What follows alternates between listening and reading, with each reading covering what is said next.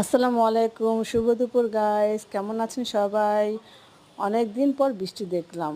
যে গরম পড়েছিল সবাই অতিষ্ঠ হয়ে পড়েছিল। আমিও কিন্তু অনেকটা অসুস্থ হয়ে পড়েছিলাম, কারণ গরম আমার একদম সহ্য হয় না। আজ এই বৃষ্টির দিনে ঝিরিঝিরি বৃষ্টিতে আপনাদের জন্য আমার এই ভিডিও শেয়ার করা। আমরা সবাই কই মাছ খেতে অনেক পছন্দ করি, আর সেই কই মাছ যদি হয় টমেটো দিয়ে পেঁয়াজ দিয়ে মাখা মাখা ভুনা, তাহলে কিন্তু খেতে বেশ লাগে। আজ ফ্রিজ থেকে কই মাছ বের করেছি। সেই কই মাছগুলো ধুয়ে মশলা দিয়ে মেখে তেলের মধ্যে ভেজে দিয়েছি। এরপর প্যানের মধ্যে পেঁয়াজ কুচি ও তেল দিয়েছি। পেঁয়াজগুলো যখন লাল লাল হয়ে আসছে, তখন তার মধ্যে এক এক করে মশলাগুলো দিয়ে দিয়েছি। মশলাগুলো যখন কষে লাল হয়ে আসছে এবং তেল উঠে এসছে, তখন তার মধ্যে কেটে রাখা টমেটোগুলো দিয়ে টমেটোগুলো মশলার সাথে কষিয়ে নিয়েছি এবং টমেটোগুলোকে গালিয়ে দিয়েছি। টমেটোগুলো যখন গলে লাল লাল হয়ে গেল মশলাটা, তখন তার মধ্যে ভেজে রাখা কই মাছগুলো দিয়ে দিয়েছি।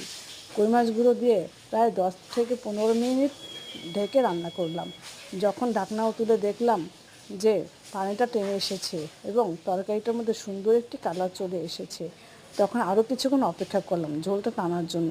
যখন দেখলাম একটু ভুনা ভুনা হয়ে এসেছে এবং লাল লাল হয়ে আসছে, তখন তার মধ্যে কেটে রাখা ধনেপাতা কুচিগুলো দিয়ে দিলাম। ধনেপাতা কুচিগুলো দিয়ে আরও 2 থেকে 1 মিনিট অপেক্ষা করলাম এবং যখন দেখলাম মাখা মাখা হয়ে গেছে, তখন একটু ধনেপাতাগুলো উপর দিয়ে নেড়ে দিলাম। এরপর পরিবেশনের জন্য নামিয়ে ফেললাম। আপনাদের বলুন কেমন হয়েছে আমার আজকের এই রেসিপিটি। ভালো লাগলে অবশ্যই লাইক দিবেন ও সাবস্ক্রাইব করবেন। আল্লাহ হাফেজ।